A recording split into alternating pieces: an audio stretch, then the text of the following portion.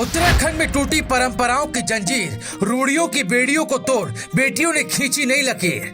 बेटों का हक कहकर जो टाली जाती थी रस्में, आज वही बेटियों ने निभा दी। पिता के अंतिम सफर पर दिया कंधा, मुखाग्नि भी दी।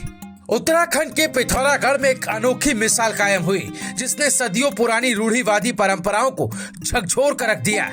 बुंगा छीना के तोक खुलेती गांव की दो बेटियों ने समाज की बेड़ियों को तोड़ते हुए अपने पिता के अंतिम संस्कार की सारी रस्में निभाई, वो भी उसी हक और हौसले के साथ जिसे अक्सर बेटों के लिए सुरक्षित माना जाता है। 54 साल के रविंद्र लाल का 15 फरवरी की रात अचानक दिल का दौरा पड़ने से निधन हो गया। परिवार पर दुखों का पहाड़ टूट पड़ा।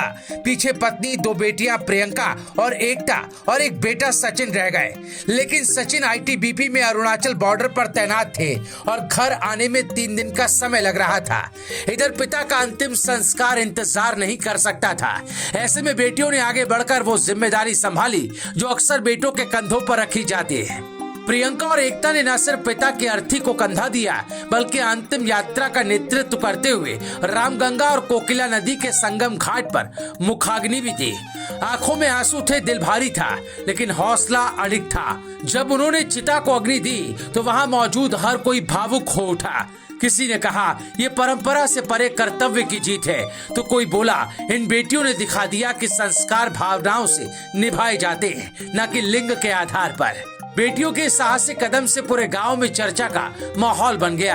हर कोई इनकी हिम्मत और कर्तव्य निष्ठा को सलाम कर रहा है। उन्होंने साबित कर दिया कि बेटियां भी उतनी ही सक्षम हैं जितने बेटे, और कंधों पर जिम्मेदारियों का बोझ लिंग देख कर नहीं, दिल की ताकत देख कर रखा जाना चाहिए। ये कहानी सिर्फ एक पिता की विदाई की नहीं, बल्कि समाज की सोच में बदलाव की एक नई शुरुआत की भी है।